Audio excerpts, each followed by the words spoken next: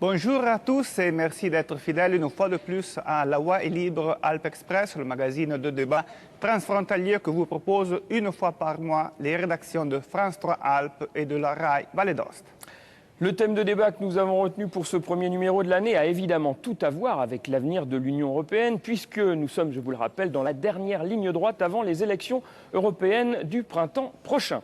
Avec nos invités ici dans l'enceinte du Parlement européen de Strasbourg, nous allons donc tenter de dresser le portrait robot du député européen type. Alors Fabrice, avant d'en débattre avec eux, je vous propose sans plus tarder d'esquisser leur portrait. Justement, regardez. Des bandes dessinées de cow-boys dont il est un grand passionné, le Lombard Sergio Cofferati semble avoir retenu deux choses. Le goût de la lutte pour la survie et les happy end. Un goût de la lutte syndicale tout d'abord, car c'est avant tout dans le bleu de chauve de grand leader syndical que s'est fait connaître l'ex-employé du fabricant de pneus Pirelli. Secrétaire de son syndicat de catégorie avant de devenir en 1994 celui de la puissante CGIL, la CGT italienne. Le goût des fins heureuses aussi, il l'a dès cette époque en laissant en 2002 la tête d'un syndicat renforcé pour annoncer 2 ans plus tard sa candidature à la mairie de Bologne. Paris gagné là encore, la capitale de l'Émilie-Romagne redevient grâce à lui le bastion rouge qu'elle a presque toujours été. Son amour des happy end l'empêche de faire le mandat de trop, 4 ans et puis s'en va, direction le Parlement européen où il siège désormais aux côtés des socialistes français. Si Sergio Cofferati est plutôt Fumetti, la BD italienne, Michel Dantin serait lui plutôt série télévisée. La petite maison dans la prairie par exemple, autrement appelée la Casa nella Prateria. Pas tant par passion que pour son rapport à la nature. Lyonnais de naissance, c'est dans l'agriculture que Michel Dantin établit sa maison. Agriculteur, lui aussi se fait rapidement connaître dans le milieu syndical de son secteur d'activité, à la FDSE, à la Coldiretti française, en même temps qu'à la mairie de Chambéry, qu'il briguera au printemps prochain. Conseiller de tous les ministres de l'Agriculture des présidences Chirac et Sarkozy, c'est sur l'amicale pression d'un autre Savoyard, le commissaire européen Michel Barnier, qu'il rejoint en 2009 le Parlement européen, où il se sent suffisamment bien pour repartir cette année en campagne, bien sûr, pour un second mandat.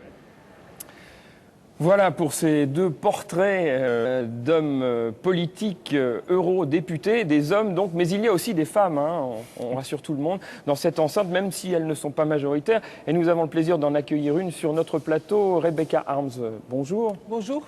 Alors, vous êtes présidente des Verts européens, avec notamment dans votre groupe, il est très connu en France, je ne peux pas ne pas en parler, Daniel Cohn-Bendit. Vous avez déjà 2 mandats d'eurodéputé à votre actif. Alors, pourquoi avoir choisi à l'origine un mandat de député européen alors que vous auriez pu choisir un mandat national en Allemagne, où les Verts sont présents dans la vie politique et un parti de gouvernement depuis déjà très longtemps? Alors moi, je suis convaincue que l'idée européenne qu'on peut achever un bon destin pour les citoyens si on travaille aussi derrière les limites de la nation. Je suis convaincue que c'est une idée qui a déjà délivré très très bien, mais il faut s'engager pour la future de ça. Et en addition, je suis écologiste.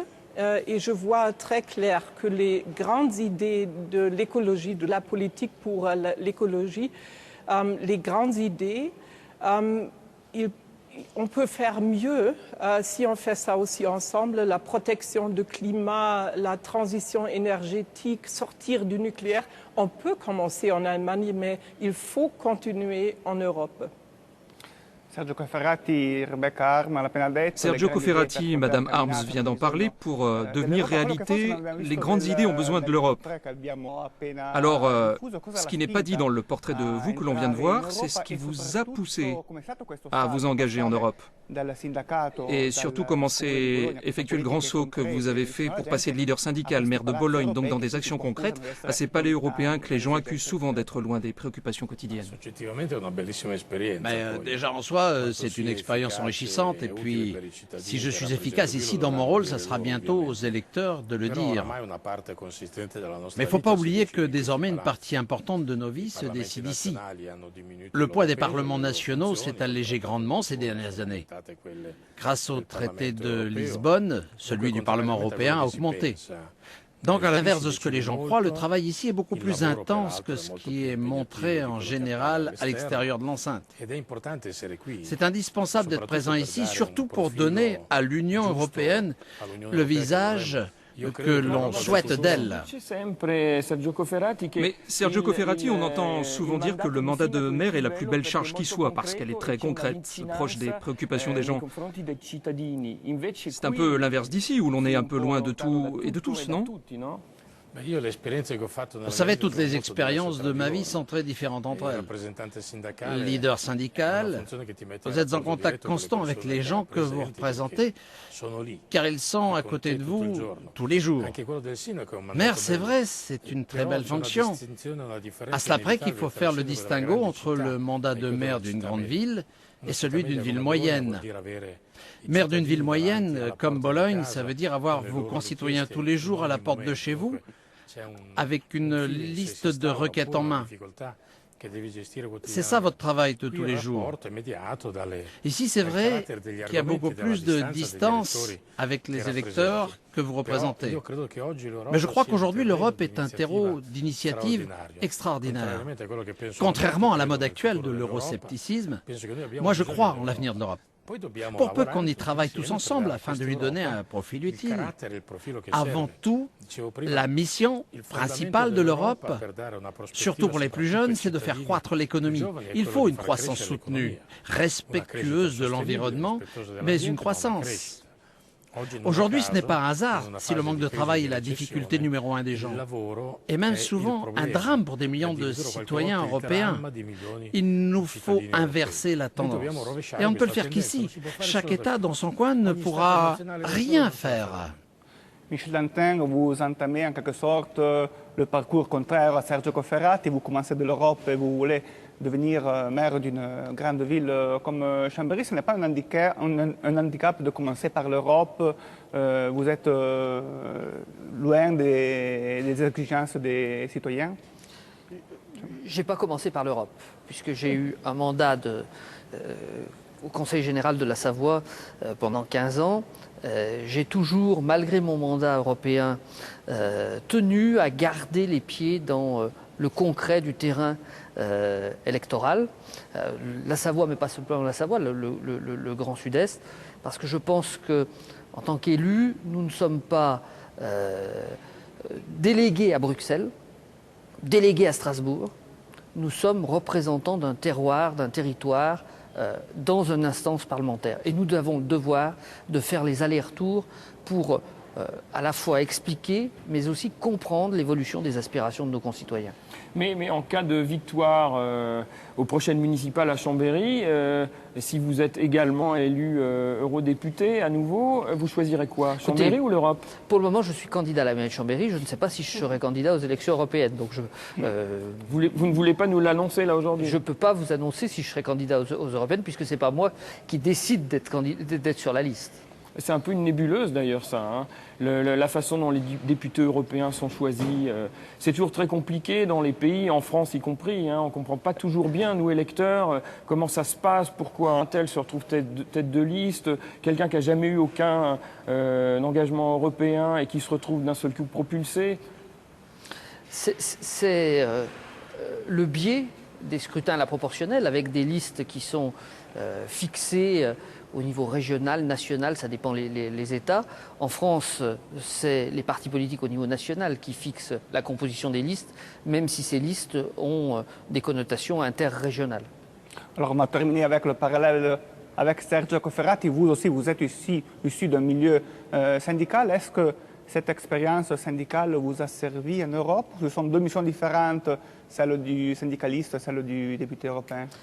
J'ai effectivement travaillé toute une première partie de ma carrière professionnelle dans le syndicalisme agricole.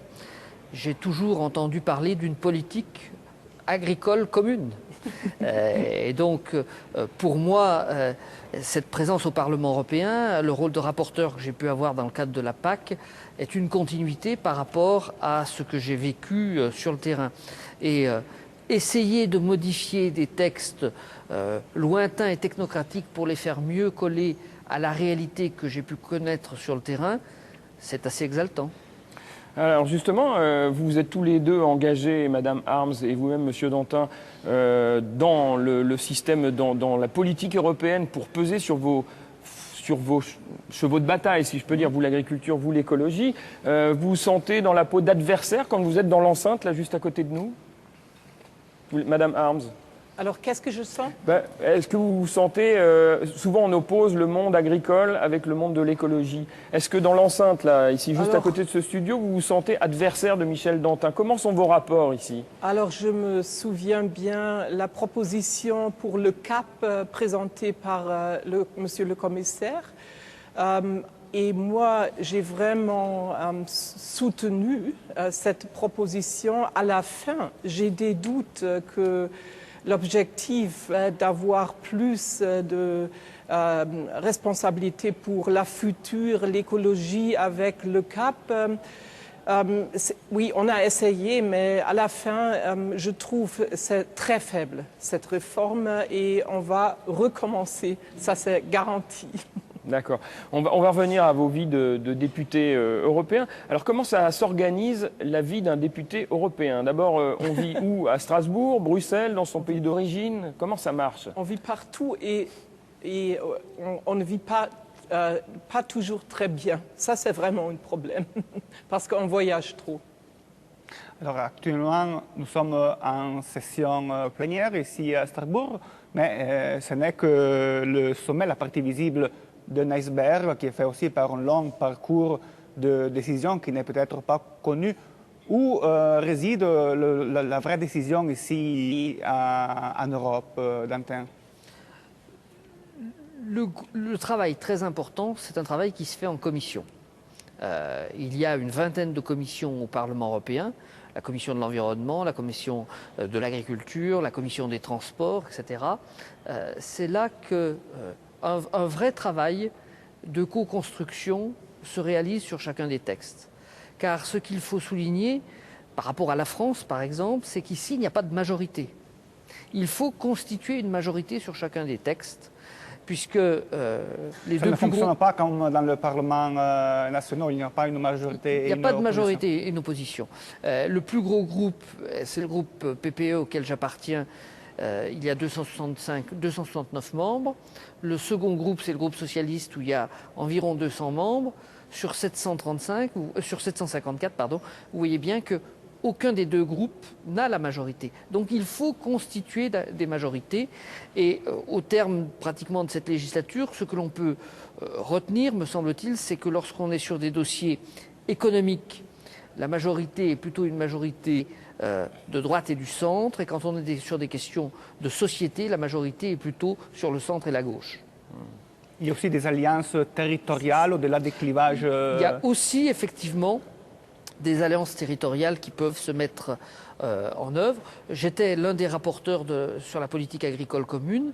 J'ai clairement été en mesure de constituer une alliance entre les socialistes, certains libéraux et les PPE, des pays du sud de l'Europe, pour influer sur la politique agricole commune que nous considérions, nous les sudistes, trop influés ces dernières années par les gens d'Europe du Nord.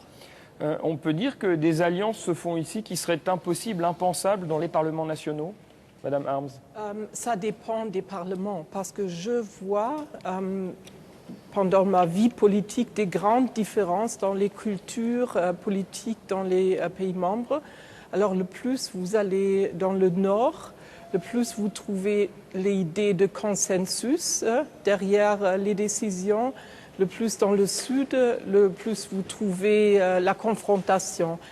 Les systèmes politiques sont très différents, la culture politique est très différente, et ici, nous sommes au milieu des systèmes nationaux, je trouve, et on apprend beaucoup de la méthode de consensus ici à Bruxelles et à Strasbourg, et je crois par exemple très souvent en France, on pourrait par exemple profiter de l'idée de consensus. Pour reprendre ce que vient de dire Madame, votre capacité de médiation peut servir quand on se trouve dans la minorité ici à Strasbourg.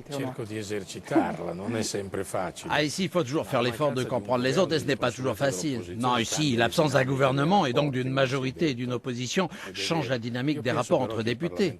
Mais je pense que les parlementaires européens devraient faire encore plus d'efforts que ceux qu'ils consentent actuellement. Ils devraient systématiquement se placer dans une logique européenne pour se confronter aux questions qui leur sont posées. Bien sûr, il y a toujours des intérêts nationaux en jeu, mais si les eurodéputés se laissent conditionner par les exigences de leur seul pays, on ne fait qu'une politique européenne corporatiste et on s'expose à des ruptures. Le vrai défi pour nous, c'est celui dont parlait mon collègue Dantin tout à l'heure. Ici, il faut raisonner dans un cadre politique où il n'y a pas de majorité préétablie. La majorité doit se construire sur chaque projet autour de l'intérêt commun. C'est un exercice politique compliqué et qui n'est pas seulement de mise ici au Parlement. La procédure législative nous pousse aussi à des compromis incessants. Une fois un projet adopté ici en assemblée plénière, il faut prendre l'avis du Conseil des ministres européens et de la Commission. C'est ce que l'on nomme ici d'un nom horrible, la trilogie.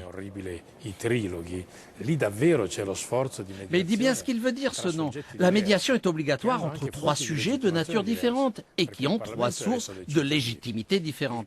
Le Parlement est élu par les citoyens, le Conseil des ministres est une instance de second degré et la Commission, elle, est nommée. Être au Parlement, c'est donc un peu comme la fable du pot de terre coincé entre deux pots de fer. Ce n'est pas facile de trouver l'accord ici. Et puis, trouver un terrain d'entente entre autant de pays aussi différents, de traditions et de cultures, ne porte pas naturellement à la synthèse, mais c'est aussi cela tout le charme de la politique européenne. Mais il y a un autre aspect de votre mandat européen. Comment vivez-vous le fait de ne plus évoluer sous le regard de vos compatriotes italiens, comme lorsque vous occupiez tous les jours les écrans de télé ou les journaux en tant que leader syndical ou maire de Bologne? Il faut bien se soumettre aux changements que la vie vous impose. Nous devons être jugés sur ce que nous réalisons et non pas sur la surface médiatique que nous occupons. Certes, mais il y a aussi beaucoup de politiciens qui recherchent perpétuellement ce miroir dans lequel ils se regardent. Parfois, c'est aussi leur ego qui les pousse. Vous avez raison, il existe des eurodéputés qui font des malaises de moins se voir à la télé. Mais moi, je ne suis pas de cela. Je pense qu'il est juste de travailler dans l'ombre au service des gens que l'on représente. Moi, je trouve que l'Italie, c'est un pays membre très intéressant, ce qui concerne l'Europe, parce que là, les gens ont vraiment marre de la politique nationale et disent toujours, aussi, alors en Europe, ça c'est beaucoup mieux. Hein. Et moi, je ne vois ça, par exemple, pas du tout en Allemagne. J'aimerais bien. Mais souvent, Monsieur Dantin, on a souvent entendu des hommes politiques français considérer un mandat européen un peu comme une voie de garage, ou parfois certains leaders politiques français envoyaient leur meilleur ennemi au sein de leur parti en Europe pour l'éloigner un petit peu de la représentation nationale. Est-ce que c'est une tendance qui existe toujours ou elle a tendance à s'amenuiser? Ce que vous dites est sans doute vrai, mais je pense que Madame Harms pourrait faire cette évolution mieux que moi puisqu'elle est plus ancienne au Parlement européen. Le traité de Lisbonne a fondamentalement changé le rôle du Parlement européen. Nous sommes aujourd'hui véritablement législateurs. En France, les parlementaires disent que 70% des textes qui votent sont la traduction de textes européens que nous avons votés. Donc aujourd'hui, le Parlement européen est devenu un véritable parlement, lieu de législation et non plus simplement un lieu de concertation qui émettait des vœux, etc. Donc je pense que nous avons besoin ici d'avoir des députés qui travaillent, des députés qui s'inscrivent dans une certaine durée pour peser sur l'évolution des textes. Si on fait une comparaison entre le Parlement européen et le Parlement français, on peut vraiment dire que ce Parlement a beaucoup plus de pouvoir. Mais ça ne veut pas dire que le Conseil accepte toujours les décisions du Parlement. Et ça, c'est encore quelque chose qu'il faut développer. Ce n'est pas le dernier mot fait avec le traité de Lisbonne, mais le Parlement comme ça, c'est beaucoup plus fort que le Parlement à Paris. Je donne pour conclure ce identikit du parlementaire européen. on doit parler aussi d'argent, c'est un peu le point plus important pour la société civile, le débat public. Combien touche un parlementaire européen? Est-ce que tous les parlementaires européens sont payés de la même façon? Alors, il y a un statut du parlementaire européen qui laisse néanmoins une option aux États de pouvoir adopter les choses. En ce qui concerne les parlementaires français, nous touchons une rémunération qui fait l'objet d'un prélèvement à la source d'impôt communautaire. Cet impôt communautaire représente à peu près 2 000 € et nous touchons une rémunération mensuelle d'environ 6 000 €. Très bien, alors, dans ce portrait robot de l'homo politicus européen, j'espère qu'au travers de vos expériences, nos téléspectateurs y voient déjà un petit peu plus clair. Eh bien, dans le reportage que nous allons voir maintenant, nous avons voulu pousser la logique un peu plus loin encore. Pour juger de l'importance politique d'un eurodéputé, nous sommes allés voir les hommes politiques d'une région qui estime manquer cruellement d'eurodéputés issus de son territoire, au point d'envisager de proposer pour les prochaines élections une candidature unique de tous les partis politiques locaux. Regardez, direction la Vallée d'Aoste. La plus petite des régions italiennes, la Valle d'Aoste, a une seule chance d'élire un député européen, dépasser pour un moment les clivages politiques et unir les forces sur une candidature commune. L'idée a été lancée par le président de la région pour qui être présent à Bruxelles est aujourd'hui, pour un territoire de montagne, une nécessité incontournable. Au moment où nous sommes en train finalement d'avoir cette décision européenne sur la macro-région alpine, je crois que ce serait d'autant plus important d'avoir des représentants de confiance pour les problèmes des Alpes. C'est une question de développement, c'est une question d'environnement qui doit être sauvegardée ensemble pour la région alpine. La proposition d'une grande alliance politique pour l'Europe est accueillie avec prudence par les mouvements d'opposition. Pour le Parti démocrate de centre-gauche, il faut avant tout avoir une idée claire sur l'Europe. Pour nous, l'important pour trouver un accord, c'est que notre représentant doit représenter l'idée que l'Europe doit changer sa politique de rigueur, doit ouvrir une politique qui permette de combattre le chômage qui est très fort en Valle d'Aoste, en Italie et en une grande partie de l'Europe. Donc c'est surtout ce thème politique à l'ordre du jour pour le Parti démocrate de la Valle d'Aoste. Nous n'aimons pas du tout cette Europe qui a massacré les agriculteurs, les commerçants, les petits entrepreneurs et a obligé l'Italie à augmenter les impôts. Donc nous devons aller en Europe pour taper les poings sur la table. Il faut des candidats préparés. Le Movimento 5 Stelle aura son candidat en Valle d'Aoste et les autres forces politiques peuvent l'appuyer s'ils le veulent pour une Europe juste dans laquelle la Valle d'Aoste puisse compter effectivement. Alors Sergio Cofferati, lei è eletto nella circoscrizione. Alors Sergio Cofferati, vous êtes vous-même élu de la circonscription nord-ouest de l'Italie, qui comprend également la Vallée d'Aoste. Comment peut-on représenter tous ces territoires qui vont de la mer aux grandes régions industrielles et jusqu'aux petites régions comme la Vallée d'Aoste? Cette situation résulte de la loi électorale italienne. Le choix d'établir d'aussi vastes circonscriptions électorales date d'il y a très longtemps déjà et crée effectivement une inégalité de fait entre les différentes entités régionales. Ou plutôt des inégalités, car il y en a deux principales. D'une part, les plus petits territoires sont effectivement désavantagés, car étant moins peuplés, ils ont plus de mal à faire émerger une personnalité du cru. Et puis ça oblige les partis politiques à mettre en tête de liste des personnes connues, parce que sinon les listes auraient peur de ne pas attirer l'électorat des grands bassins de population de la circonscription. Au final, lorsque vous regardez les élus italiens élus au Parlement européen, vous vous apercevez que leur âge moyen est souvent beaucoup plus élevé que celui des autres délégations nationales. Et c'est bien normal. Un candidat d'une vingtaine d'années ne peut pas être déjà connu des électeurs. C'est ainsi que notre loi électorale empêche tout candidat jeune d'être en position éligible. Je crois vraiment que ce serait le moment de changer ce principe de désignation des députés européens italiens. Il faudrait réduire la taille des circonscriptions électorales et que l'électeur puisse exprimer sa préférence pour tel ou tel candidat d'une liste. Il pourrait ainsi choisir son eurodéputé, non pas parce qu'il est très connu dans une fonction nationale, mais parce qu'on l'a vu agir dans son cadre local. Pour résumer, on devrait pouvoir donner sa confiance à une personne qui a fait de bonnes choses au niveau national, aussi bien qu'à une qui est impliquée dans la vie locale, à un maire, à un conseiller ou même à une personne de la société civile. Rebecca Harms, alors ce lien avec vos électeurs, vous allez bientôt l'avoir. Comment on fait campagne quand on est député européen et qu'on approche de l'échéance là ?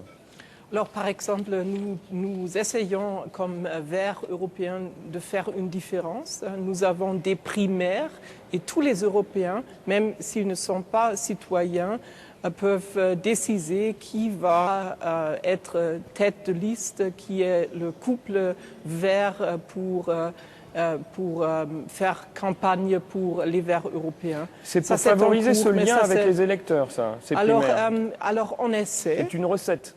On essaie. Il n'y a pas de recette. Il y a maintenant les médias, les médias sociaux, tout ça, Twitter, Facebook, l'Internet. Alors, ça fonctionne. Mais moi, j'ai l'impression on ne peut pas remplacer la vie réelle avec ça, et pour tous les députés européens, c'est toujours la même chose. Si on fait tout ce qu'il faut faire ici à Bruxelles ou à Strasbourg, on ne peut pas faire la même chose comme les députés nationaux chez nous dans la région. Ça, c'est impossible, mission impossible. Et pour les Européens, il faut toujours savoir ce que nous faisons pour l'Europe. Il n'y a personne qui peut nous remplacer pour ça. Alors moi, quelquefois, il faut décider si je rentre à la maison le week-end ou si je vais en Pologne, dans la Roumanie et tout ça. Et c'est nécessaire de travailler comme député européen de l'Allemagne, aussi en France, en Portugal, en Grèce, en Pologne. Alors, décision difficile.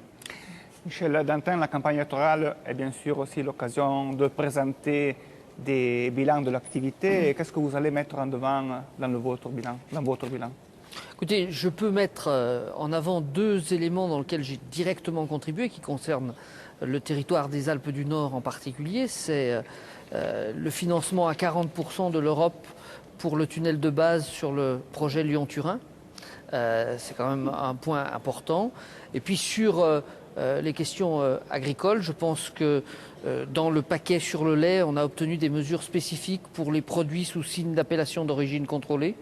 Ça correspond à une demande très forte de la région Rhône-Alpes en particulier, mais également de PACA. C'est aussi une demande qu'expriment régulièrement les gens du Val d'Ost avec lesquels je suis en contact, parce qu'effectivement, comme cela a été dit, en tant que député européen, nous sommes représentants d'un territoire, d'un vaste territoire, mais nous sommes en même temps élus de l'Europe. Donc pour bâtir des politiques, s'il faut concilier avec d'autres groupes, il faut aussi d'abord concilier avec les gens de notre propre groupe. Et pour bien concilier, il faut comprendre. Et chacun est fait comme il fait. Moi, je comprends bien quand je vois, quand je sens les choses. Donc on est effectivement obligé d'aller en Roumanie, en Italie, en Allemagne. Ça fait partie du travail de député européen. Merci à Michel Dantin. Grazie. Merci à Michel Dantin, à vous, madame, monsieur, de votre participation à ce débat organisé par les rédactions de la RAI et de France 3 Alpes. Rendez-vous le mois prochain à Grenoble.